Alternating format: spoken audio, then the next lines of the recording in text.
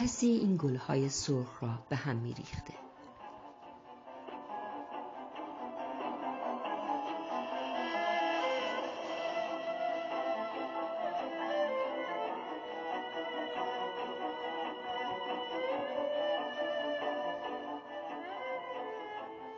امروز یکشنبه است و باران بند آمده.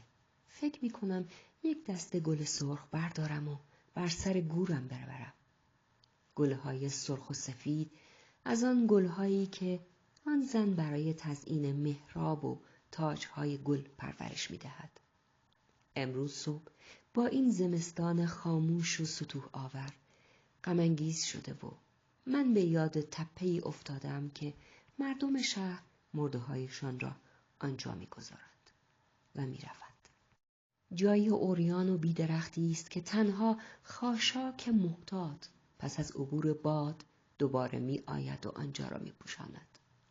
حالا که باران بند آمده و آفتاب ظهر احتمالاً آن سربالایی لغزنده را خشک کرده، شاید بتوانم خودم را به آن گوری برسانم که تن کودکم تویش دراز کشیده و حالا تجزیه شده و با حلزون‌ها و ریشه‌ها درآمیخته.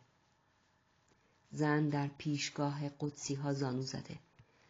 از وقتی توی اتاق رفت آمد نمی کنم، یعنی از وقتی بار اول دست پیش بردم و سعی کردم شاداب‌ترین و تازه‌ترین گلهای سرخ را از روی محراب بردارم و ناکام ماندم، زن خاطرش پریشان شده.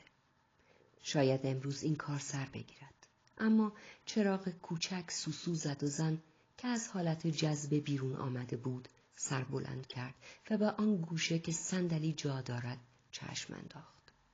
حتما فکر کرده کار باد است، چون راستی چیزی در کنار محراب قشقش کرد و اتاق لحظه‌ای لرزید.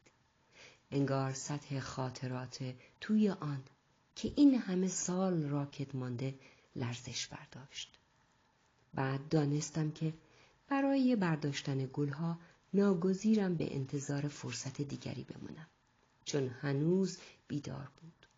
چشم به صندلی دوخته بود و حتما صدای دستهای مرا کنار چهره‌اش شنیده بود. حالا مجبورم منتظر بمانم تا لحظه‌ای از اتاق پا بیرون بگذارد و برای خواب نیمروز که ردخور نداشت به اتاق کناری برود. شاید آن وقت بتوانم گلها را بردارم و بروم و پیش از آن که به این اتاق برگردد و چشم به صندلی بدوزد برگشته باشم. یک شنبه پیش کار دشوارتر بود. مجبور شدم 2 ساعتی منتظر بمانم تا به حال جذب فرو برود. انگار آرام نداشت. توی لاک خودش بود. انگار بو برده بود که انزوایش توی خانه ناگهان خدشه برداشته و دچار عذاب شد. پیش از آن که دست گل را روی محراب بگذارد چندین بار دور اتاق گشت زد. بعد بیرون رفت و پا به راه رو گذاشت. آن وقت برگشت و به اتاق کناری رفت و من او را با آن ژاکت کوچک مشکی و جوراب‌های صورتی زیر نور راه رو دیدم و به نظرم همان دختر کوچکی آمد که 40 سال پیش در همان اتاق روی تخت من خم شده بود و گفته بود: حالا که خلال‌های دندان را حایل پلک‌هایت گذاشتن، چشم‌هایت خشن و بازند. تغییر نکرده بود. انگار زمان از آن بعد از ظهر ماه اوت سالها پیش جلو نرفته بود. از آن وقت که زنها او را توی اتاق بردند و جنازه را نشانش دادند و گفتند اشک بریز، او برای تو مثل برادر بود. و زن حرفشان را شنید و به دیوار پشت داد و همانطور که از آب باران خیس بود اشک ریخت. حالا 3 یا 4 یکشنبه است که سعی کردم خودم را به گلها برسانم، اما زن جلوی محراب گوش به زنگ نشسته بود. با پشتکاری توأم با ترس که در طول 20 سالی که در این خانه زندگی کرده و در اون ندیدم گلها را پاییده.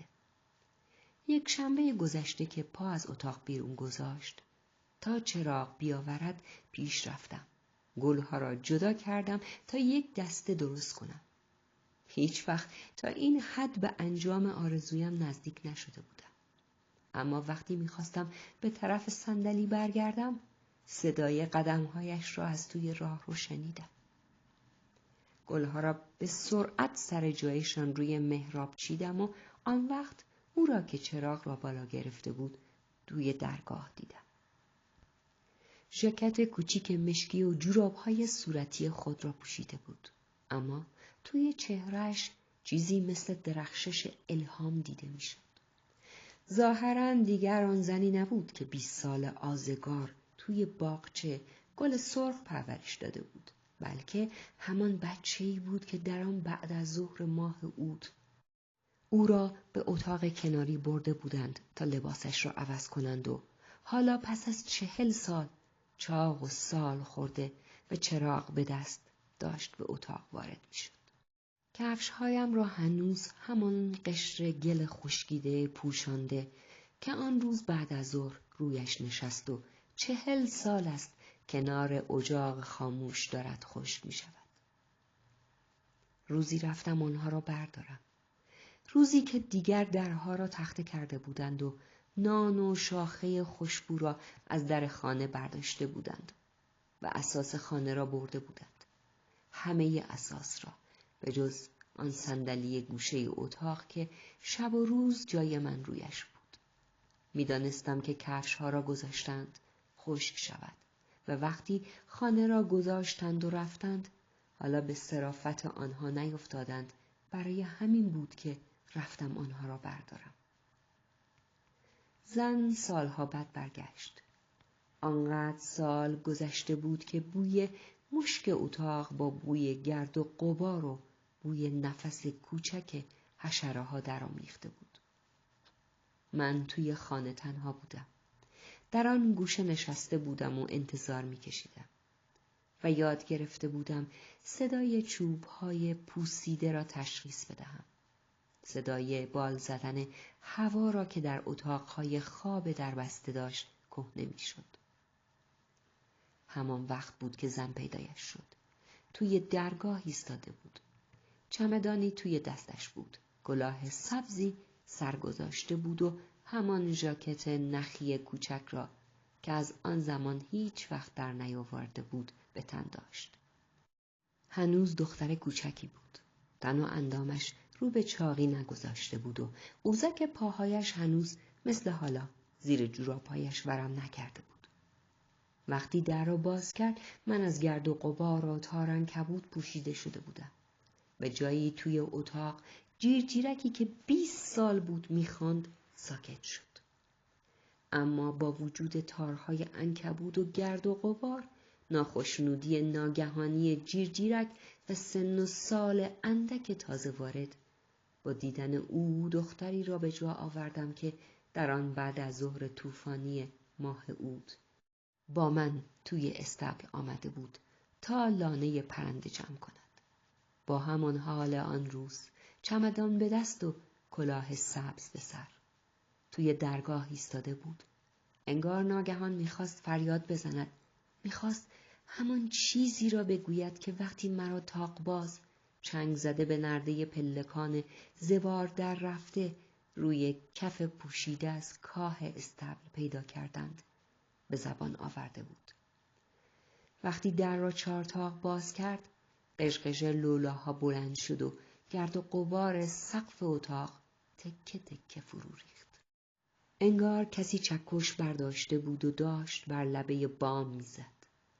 آن وقت در آستانه در درنگ کرد تا وسط اتاق پیش آمد و با لحن آدمی که بخواهد کسی را بیدار کند گفت: پسر، پسر. و من سیخ شده و با پاهای دراز شده روی صندلی بی حرکت ماندم.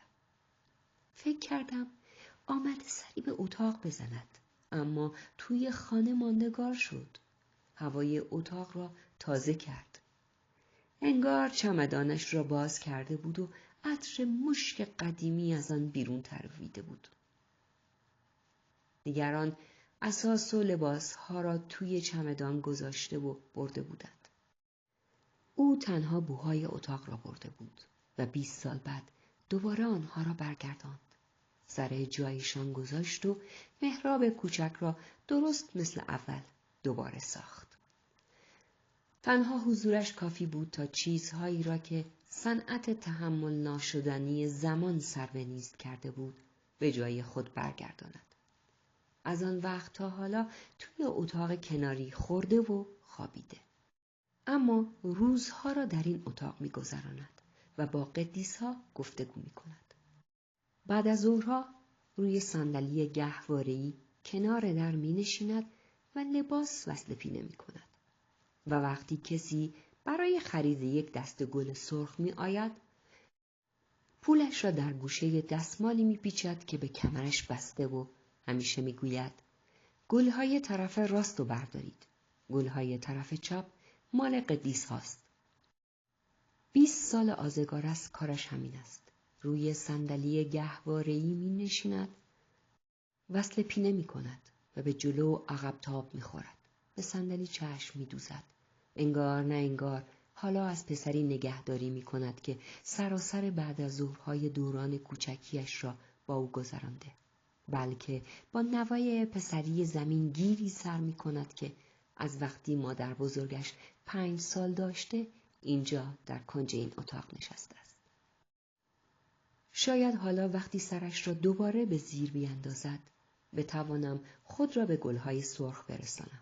اگر موفق شوم روی تپه میروم. گلها را روی گور میگذارم و برمیگردم. روی صندلی میشینم و به انتظار روزی میمانم که او به اتاق بر نمیگردد و صداها توی همه اتاق خاموش میشود. در آن روز همه این چیزها تغییر میکند. چون مجبور میشوم دوباره پا از این خانه بیرون بگذارم تا به یک نفر خبر بدهم که زن گلفروش، زنی که توی این خانه خرابه زندگی میکند، نیازمند 4 مرد است تا او را به روی آن تپه ببرند. آن وقت من برای همیشه توی این اتاق تنها میشوم و او هم خوشنود میشود. چون در آن روز پی میبرد که باد نامرئی نبوده که روزهای یک شنبه به محرابش میوزیده و گلهای سرخ را به هم میریخته.